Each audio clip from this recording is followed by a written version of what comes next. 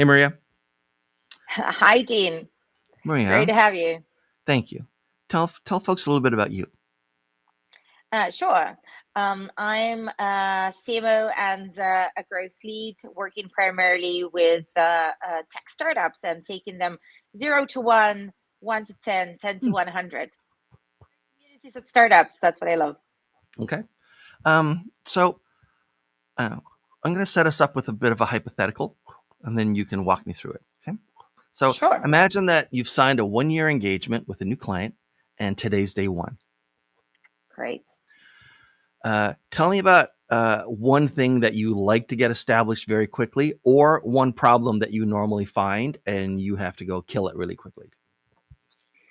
Great.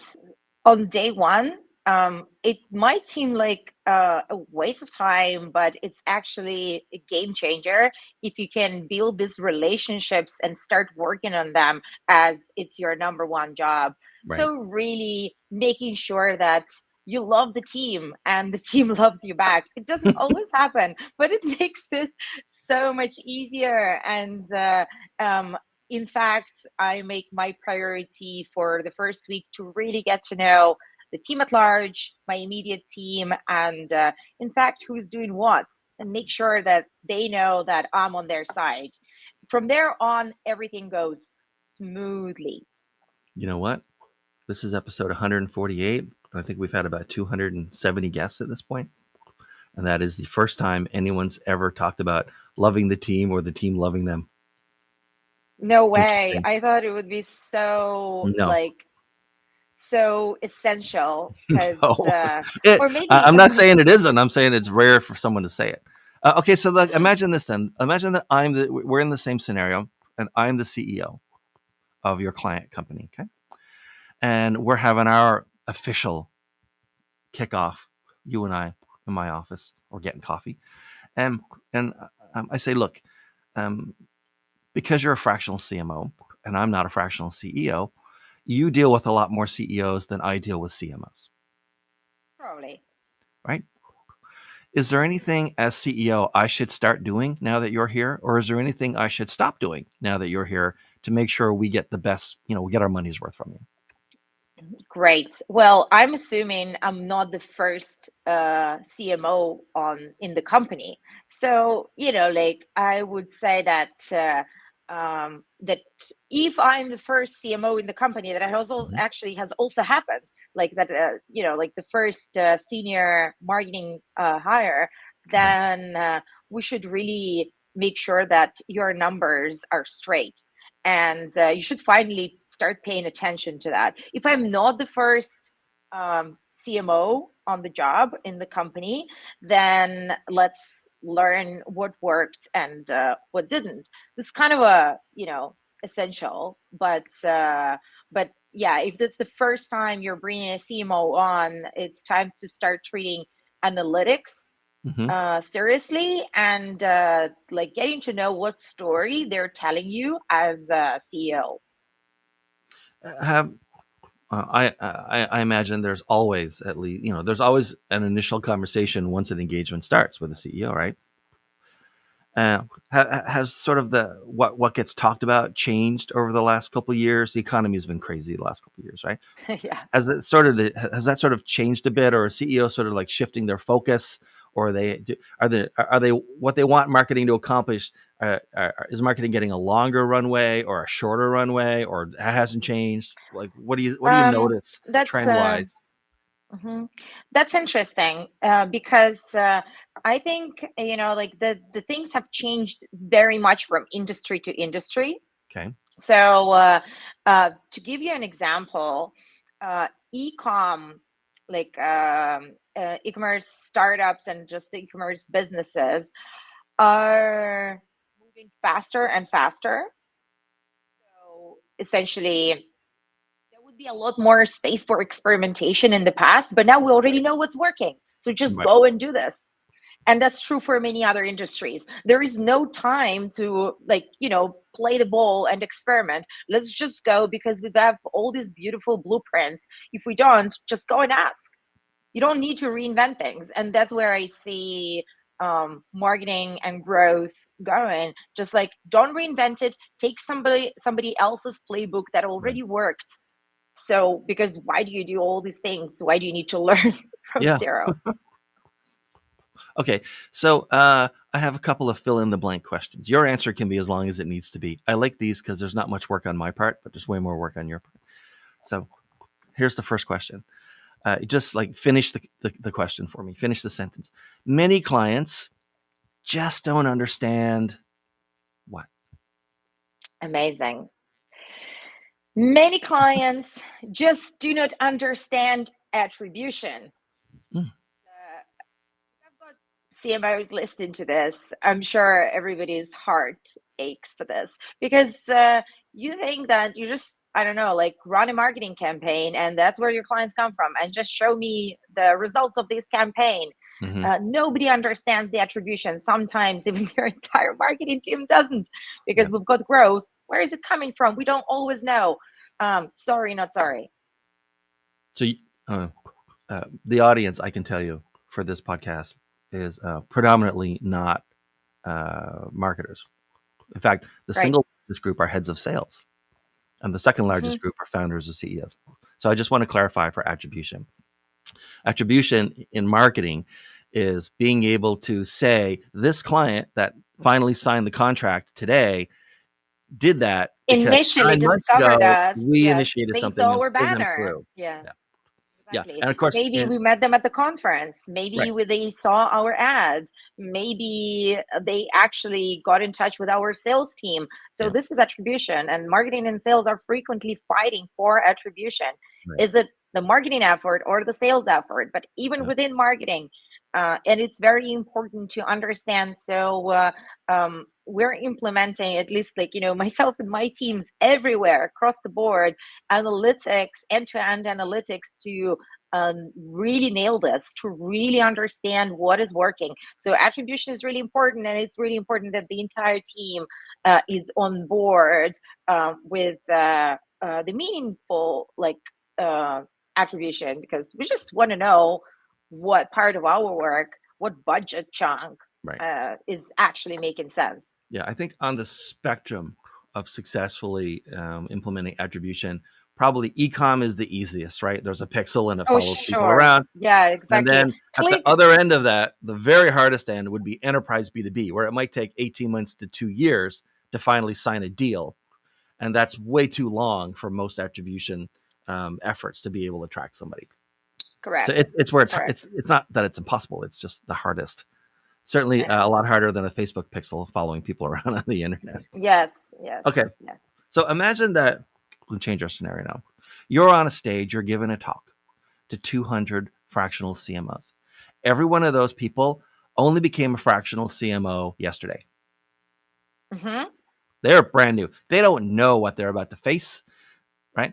So finish this sentence for me. A fractional CMO starting out today is going to be shocked by what? Hmm. Um, Fractional CMO starting today is going to be shocked.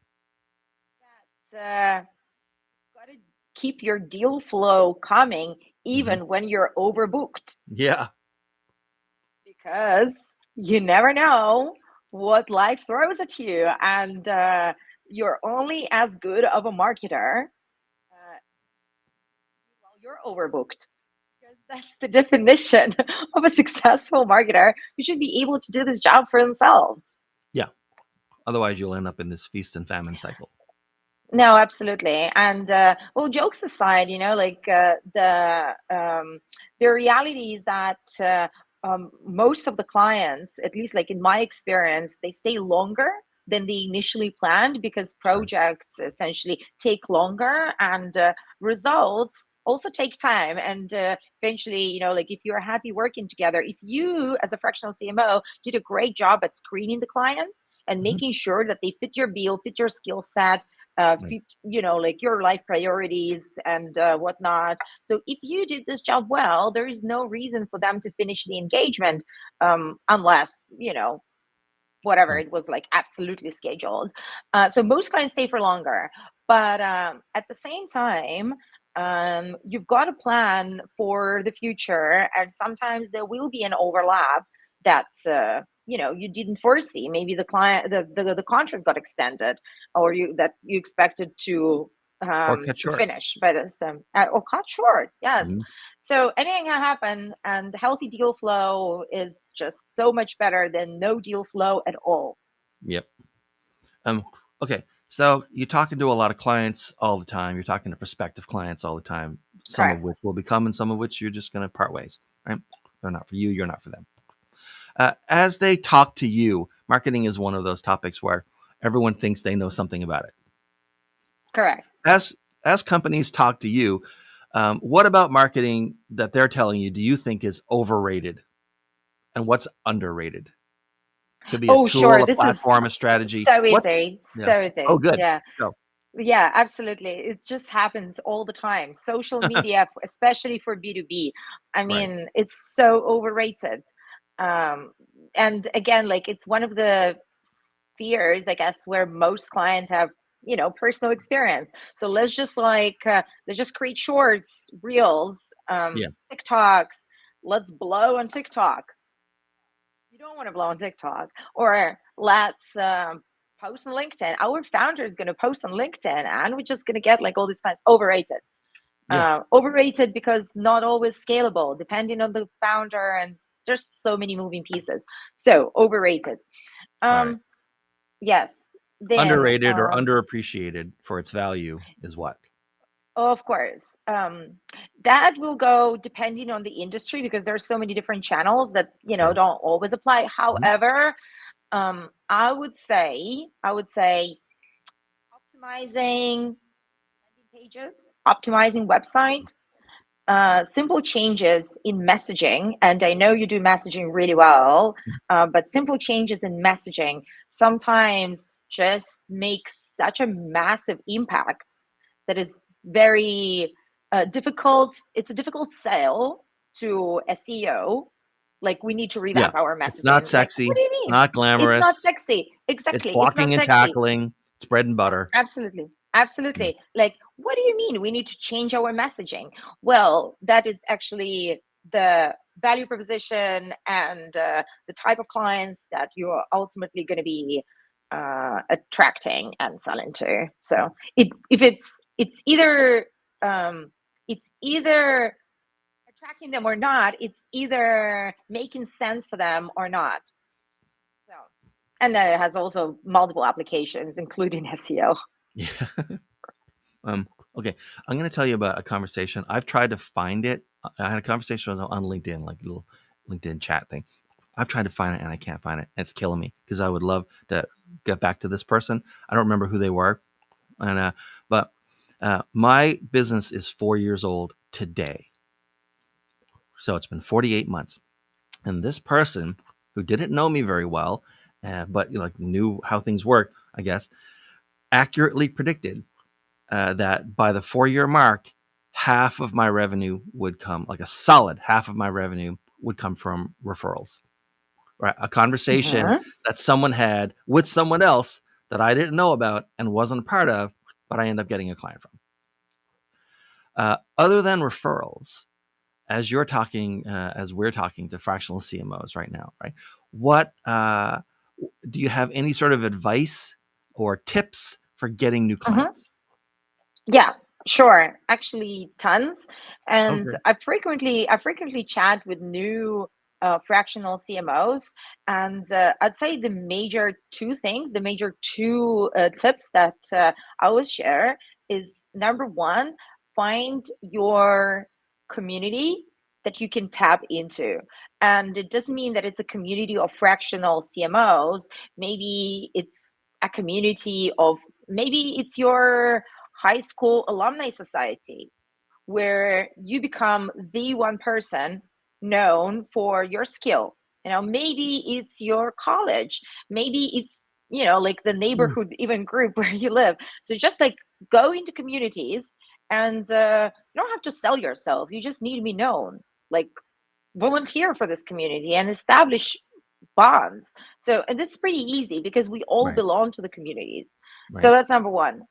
And number two is find a niche platform that could be very similar to communities, but just like make it online because you've got a lot more reach, and it can be more towards the skills that like that are your strongest ones. So maybe again, like if you used to copywriting before you became CMO, maybe that's something you could look into and become like the kind of a top, even like mentor some like Right. junior copywriters. That's another opportunity. Essentially, for me, and I just want to unpack how this Yeah, actually please. plays out.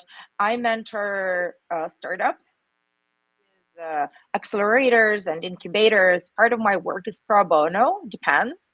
Part of my work is paid, and it's not a revenue driver for me. Absolutely not.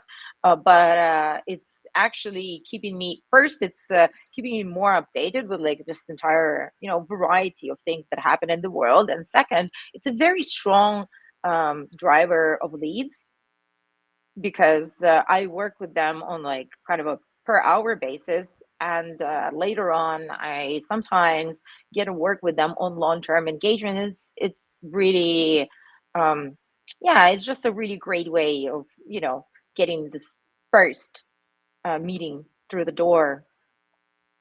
No, that's okay. Yeah, that's really smart.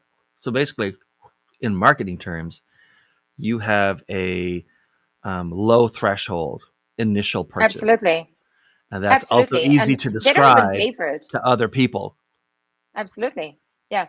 In All case right. of startups, they don't even pay for it. It sometimes gets sponsored Right. by their Incubator or investors, by their right. incubators, by their accelerators. So and they get a Mhm. like a taster work experience with me for Right. maybe a few weeks, maybe a few months, depending on the pockets of their accelerator.